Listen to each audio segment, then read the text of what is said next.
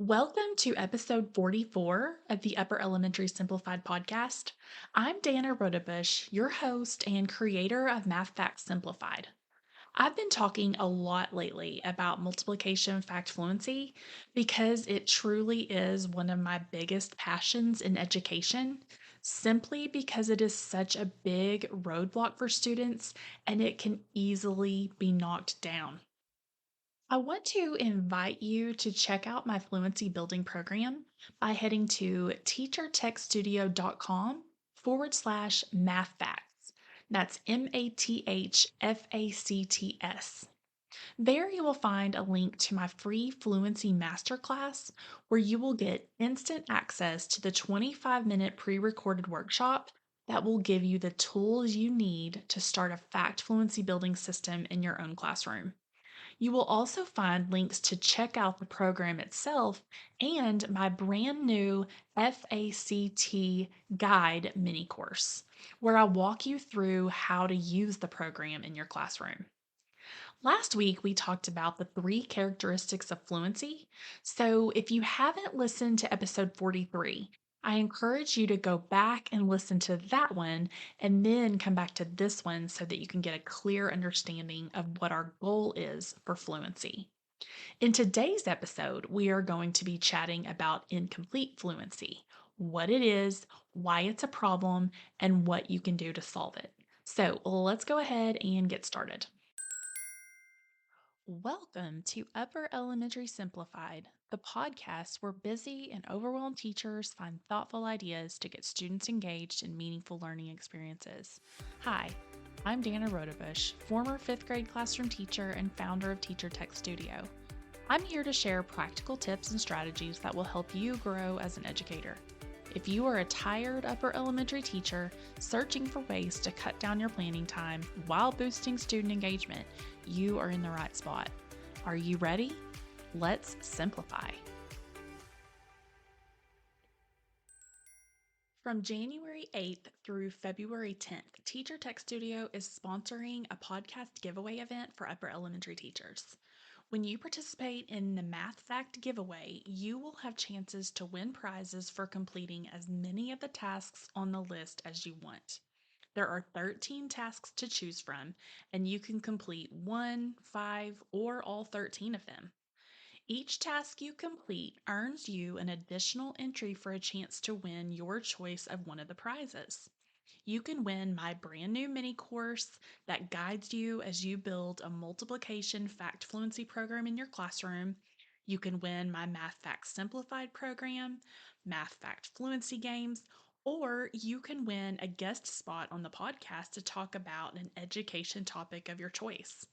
You can find all of the details about how to participate at upperelementarysimplified.com/giveaway. You can also find that link in the show notes.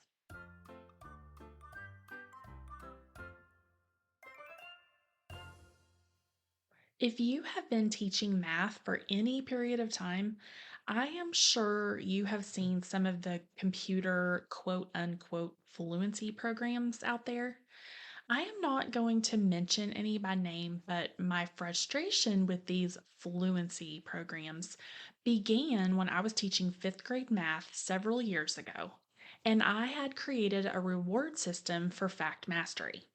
Students were assessed through this computer fluency program, and when the computer said they had mastered all their facts, that meant they had mastered all their facts. However, what I noticed is that what the computer considered mastery was, in fact, not mastery. It was more like this student knows a lot of the basic math facts, but not all of them. I remember distinctly sitting with a student who was struggling to solve an expression. I don't remember the expression or even what type of expression it was. All I know is that he was not fluent with his math facts, and his name was up on the mastery wall because the computer said he had mastered his facts.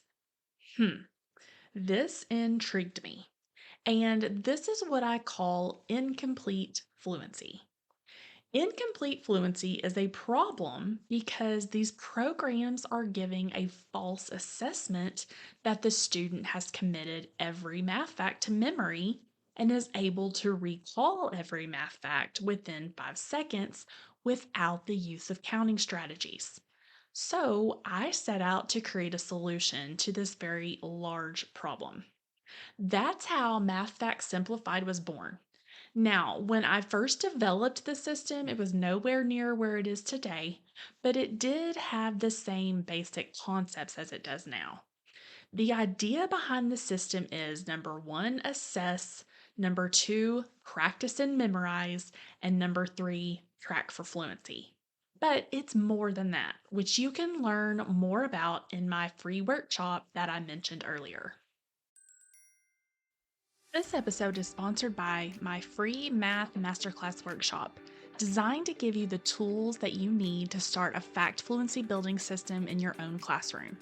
If your students are struggling with multiplication fact fluency and you are at a loss of what to do to help them, you won't want to miss this workshop. You don't have to figure it out by yourself. I've been where you are. Let me help you confidently launch a fact fluency strategy that your students will be excited about from day one. Sign up for free by heading to teachertechstudio.com/masterclass. That link will be in the show notes. So that wraps up today's episode. So far, we have talked about why multiplication fact fluency, or lack thereof, is such a problem, what fluency actually is, and what incomplete fluency looks like. Join me next Tuesday where I will be sharing my secret about the one thing that will change math forever. I hope to see you back here next week. Have a great week. Thank you so much for listening to this episode of Upper Elementary Simplified. I hope you are able to take away something useful that will help you grow as a teacher. I do have a quick favor to ask before you go. If you are enjoying the podcast, please let me know by leaving me a review. It really does make a difference because reviews impact search results, which helps me to expand my reach to other educators. Plus, I love to read my listeners' comments. Until next time, keep life simple.